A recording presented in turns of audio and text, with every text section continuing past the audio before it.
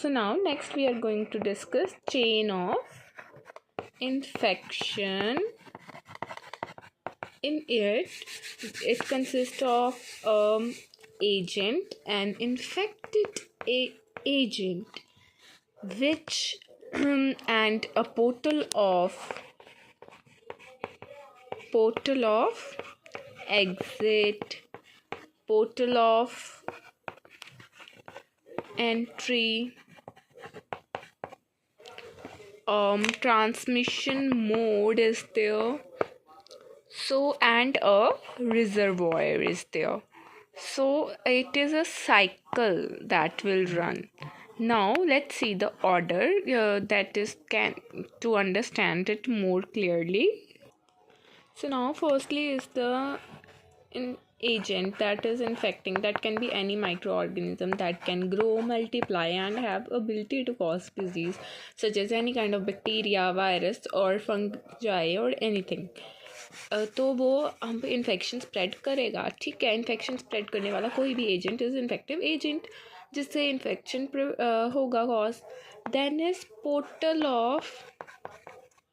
Portal यानी रास्ता किस चीज़ का, of the exit. So in the portal of exit there is, we can say that the कहाँ से वो हमारा जो है पोर्टल यानी रास्ता ऑफ एग्जिट, जिससे पहले हम ये भी लिख सकते हैं कि जो हमारा है रिजर्वॉयर. तो पहले चलो मैं आपको रिजर्वॉयर ही समझा देती हूँ. वो जगह, place where the infectious agent resides, such as it can be in the environment, in the host already जिसमें infective agent रह रहा है वहाँ पे, जहाँ पे वो ग्रो कर रहा है. environment हो सकता है, तो वेक्टर हो कोई भी, मतलब एनिमल हो सकता है, सॉरी वेक्टर नहीं, एनिमल कोई भी, जहाँ पे वो रिजर्वॉयर है यानी जगह जहाँ पे वो ग्रो कर रहा है, मल्टीप्लाई कर रहा है. कौन? Infective agent, that is reservoir. ठीक है, तो यहाँ पे बीच में रिजर्वॉयर आएगा, फिर आएगा portal of exit. Portal of exit मतलब जहाँ से वो बाहर निकल रहा है फैलने के लिए इन्फेक्टिव एजेंट. ठीक है, तो वो हो गया हमारा portal of exit. It can be with the help of route any respiratory tract, GI tract of the person, अगर होस्ट में है ना, ह्यूमन में है तो ये सारे ट्रैक्ट्स के थ्रू वो बाहर जा सकता है. उसके बाद आएगा हमारा मोड ऑफ ट्रांसमिशन, कि वो कैसे फैल रहा, how, through which route it is spreading, the infection is spreading. It can B, जो हमने पढ़े थे वही, एयरबोर्न, डायरेक्ट ड्रॉपलेट, वो सारे. उसके बाद हमारा आता है next is portal of entry. अब वो ससेप्टेबल होस्ट में आगे कहाँ से जा रहा है, ये भी रेस्पिरेटरी ट्रैक्ट से जा सकता है, GI ट्रैक्ट से जा सकता है, कैसे भी वो एंटर कर सकता है ह्यूमन में. अब ससेप्टेबल होस्ट क्या होता है, नेक्स्ट इसमें यहाँ पे आएगा ससेप्टेबल होस्ट. ससेप्टेबल होस्ट, जो होस्ट जिसको ज़्यादा से ज़्यादा संभावनाएं हैं डिजीज़ होने की, इन्फेक्शियस एजेंट ट्रांसमिट जिसमें होने की रिस्क फैक्टर्स ज़्यादा हैं.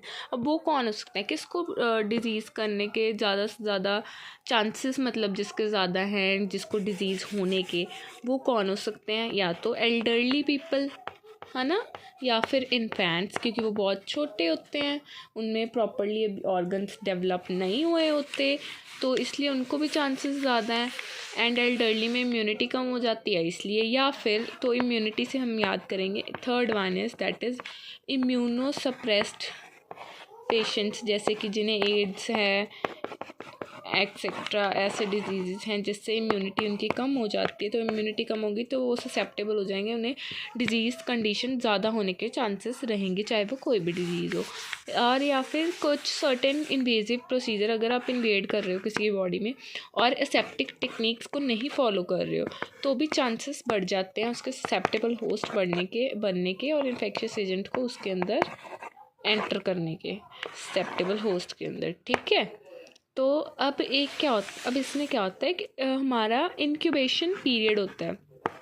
इंक्यूबेशन पीरियड, इसमें क्या होता है, ये टाइम होता है, ये टाइम पीरियड है जब इन्फेक्शियस एजेंट आपके अंदर चला गया, और सिम्टम्स आने से पहले, साइन सिम्टम आने से पहले, इन्फेक्शियस एजेंट बॉडी में जाने के बाद, इन्फेक्शियस एजेंट बॉडी में जाने के बाद का, और साइंस आने, सिम्टम्स आने से पहले, ये जो बीच का टाइम है that is known as incubation period.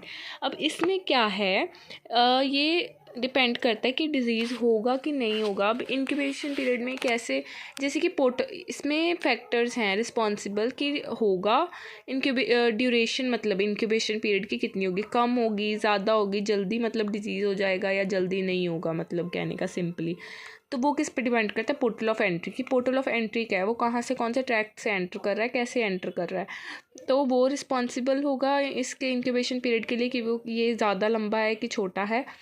Extent of growth of the micro organism, की उसकी ग्रोथ करने की कैपेबिलिटी कितनी है, वो कितनी जल्दी कॉलोनाइज करता है, जितनी जल्दी कॉलोनाइज करेगा, ग्रो होगा, मल्टीप्लाई होगा, उतनी ही तो जल्दी वो डिज़ीज़ आएगा ना पर्सन को, तो यानी उतना ही इंक्यूबेशन पीरियड क्या होगा, कम होगा। उसके बाद है अमाउंट कितना है इन्फेक्शियस एजेंट का, जितना ज़्यादा अमाउंट उतनी जल्दी स्प्रेड होगा, इंक्यूबेशन पीरियड उतना ही कम होगा। फिर आता है होस्ट की रेजिस्टेंस, होस्ट कितनी रेजिस्टेंस उसका इम्यून सिस्टम शो करता है, कितना प्रिवेंट करने की कोशिश करता है इन्फेक्शियस एजेंट से। अब जितनी रेजिस्टेंस होस्ट में ज़्यादा होगी उतना इंक्यूबेशन पीरियड लंबा होगा, ठीक है। तो ये चीज़ थी एक इसके अंदर। अब हम देखते हैं कि जो हमारा है कि अब ये चेन में मतलब जो हमारे ट्रांसमिशन डिजीज़ के होने के चांसेस हैं, वो पोर्टल ऑफ एग्ज़िट जो है हमारा, it is the one of the most common cause. Portal of exit होगा कोई ना कोई, तभी हमारा ऑफ कोर्स कोई एग्ज़िट, बाहर निकलने का रास्ता होगा, तभी हमारा चांसेस बढ़ेंगे ना, तभी डिज़ीज़ ट्रांसमिट होगा ना, जब पोर्टल ऑफ एग्ज़िट होगा रिजर्वॉयर से, वो जब भी होस्ट से बाहर निकलेगा तभी। और पोर्टल ऑफ एंट्री में हम हमारे जेनाइटल ऑर्गन्स हो सकते हैं, respiratory tract, conjunctiva of the eye, जो कि आइज़ का पार्ट होता है बाहर, आइज़, नोज़, माउथ यानी रेस्पिरेटरी ट्रैक्ट, ब्रोकन स्किन मतलब जैसे कि कोई भी वूंड, ओपन वूंड वगैरह है, वो सब भी हम पहले पीछे भी पढ़ा है। उसके बाद अब आता है हमारा, ये चेन को ब्रेक करने के लिए हमें क्या करना चाहिए, आप बताओ। ये नर्सिंग इम्प्लीकेशन में आ जाता है कि अब क्या हमें करना चाहिए जिसकी वजह से ये डिज़ीज़ कंडीशंस ना फैलें। तो हम क्या करेंगे, हम एसेप्टिक टेक्निक्स फॉलो करेंगे, है ना, हम हैंड हाइजीन रखेंगे, पहला आएगा इम्यूनिटी अच्छी होगी तो खुद ही ससेप्टेबल होस्ट हम बनेंगे ही नहीं, तो इम्यूनिटी के लिए हमें वैक्सीन्स लगवानी है, इम्यूनाइजेशन करवानी चाहिए। तो और सेकंड पॉइंट आ गया हमारा ट्रीटमेंट ऑफ अंडरलाइंग डिजीज़।